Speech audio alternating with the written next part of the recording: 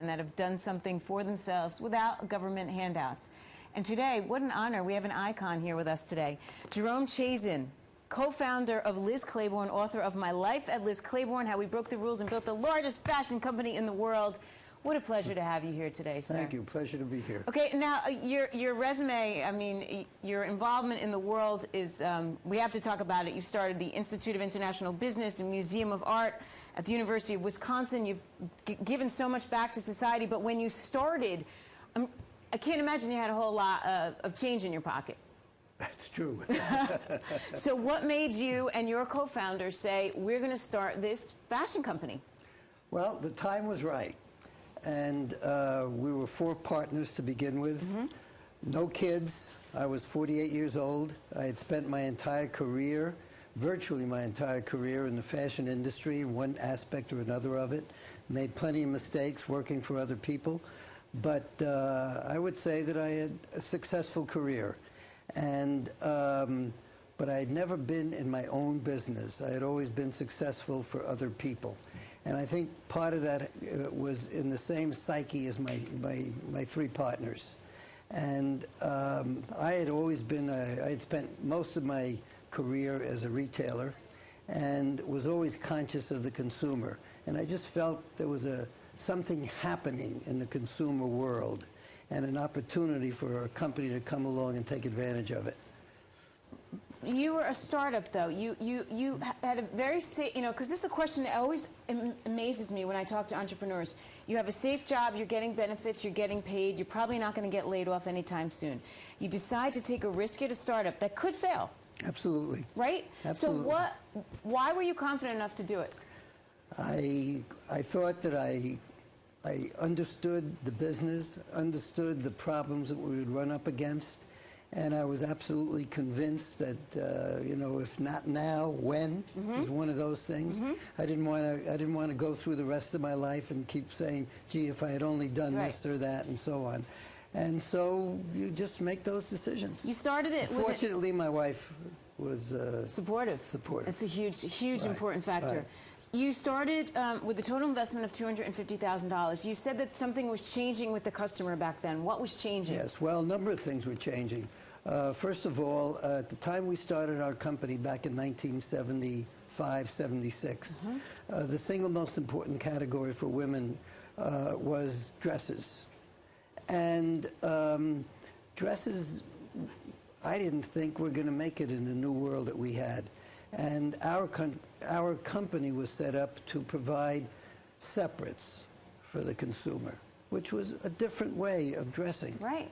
And today, of course, people like yourself, you wouldn't think of dressing any other way. I mean, it's normal. Back then, there were no separates that you could buy and wear. And it was not only a new venture for us, it was a whole new take on what women would wear. Right, so you were challenging them to kind of follow along with your beliefs. Exactly, and exactly. It seemed to work. Why do you think it worked? Because the consumer was ready for it. And as a consumer kind of specialist, I just felt that that was happening. That's a huge insight to have, though, into your industry. Right. You think that was just because you were 48, you'd done it for a bunch of years, or was there something else in you? No, I think it was all of those things. It's hard to say what triggers what in your life and how your brain works and so on and so forth.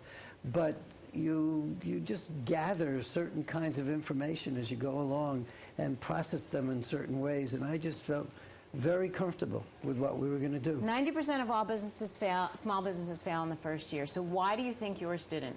Well, I think we didn't fail because we were right on with the consumer.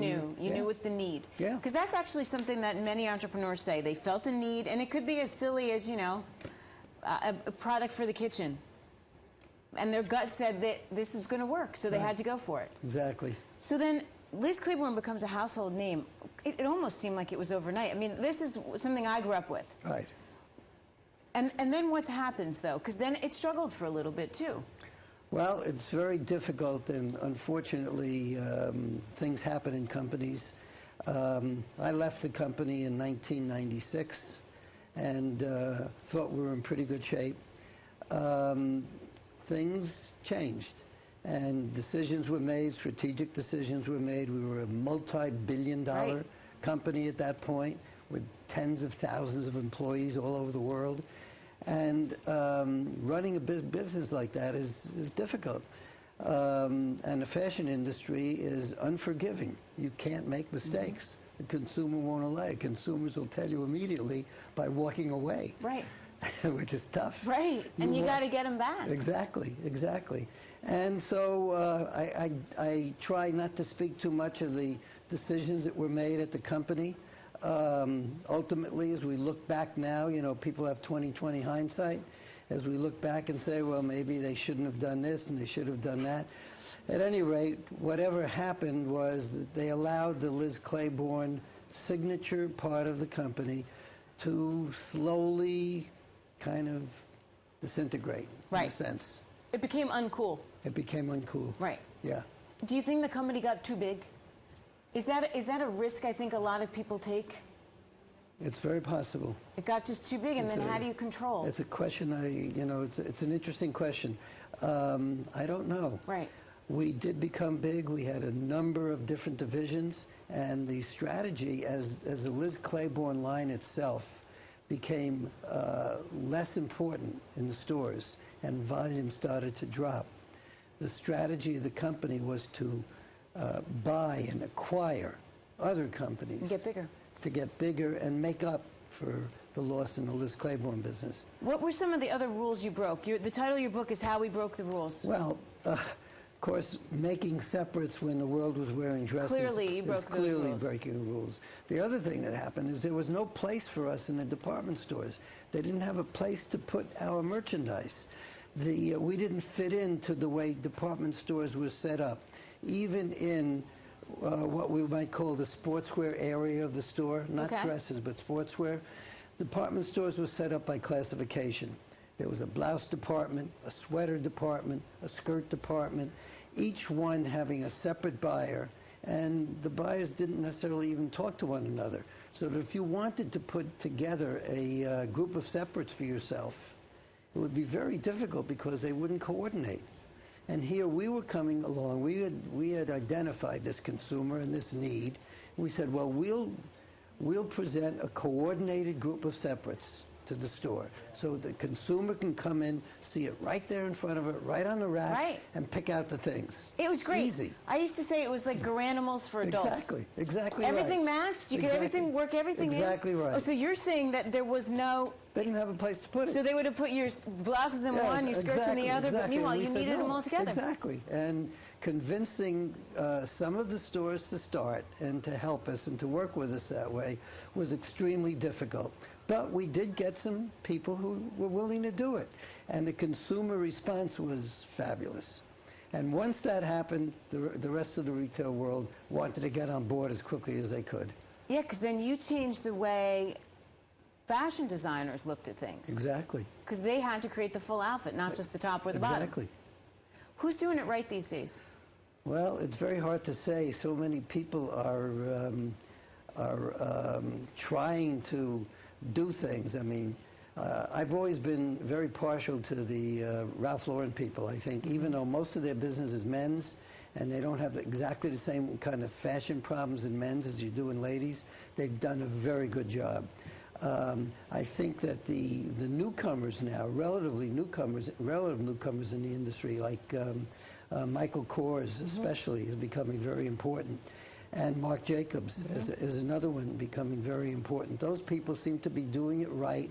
They understand the consumer. I think Tommy Hilfiger is doing a good job. So as you get into those companies, they're the leaders today. Will they stay that way? I don't know. Right. It's such Time a will fickle tell. business, isn't Exactly. it? What's interesting, though, is the gentlemen you mentioned all are high-end. They're all doing lower-end lines for places like Target and Walmart. So getting the consumer that way. Yes, and also for the major department stores. And what used to be called, our area in the department stores was called Better. Okay. As opposed to what became Bridge and Designer. Better was sort of right down there. Moderate was a little bit below us. Better caught most consumers, especially the ladies who were going back to work. which was another lucky break for us. You're right, because we all Yeah. started going back to work Yeah, then. and needed clothes. If I buy the book, what am I going to learn? What do you want to tell entrepreneurs? I think you have to. I think know your business, know what it is that you're trying to do, and hopefully, if you've made your mistakes while working for other people, that's good. Don't make the same mistakes again. You're sure to make some mistakes on your own, but get rid of most of them. The other thing is, know it well. One of the things I'm hoping that the book will do or be interesting to is young people who want to get into the fashion industry, who really have a kind of a disjointed view of what the fashion industry is. They watch programs like Project Runway Right. and get all excited. I'll make this one thing, it'll make me a millionaire overnight. Doesn't work that way. And you need a business background, You need too, a business don't you? background. You have to understand what you're doing, why you're doing it, how you can do it better, and how you can continue to do it to take care of the consumer. You've had an amazing life, sir. Jerome Chazen, co-founder Liz Claiborne, and of course the book is called My Life at Liz Claiborne, How We Broke the Rules and Built the Largest Fashion Company in the World. Go buy it. Go check it out. Thank you, Tracy. So much for being with us. Thank you. All right.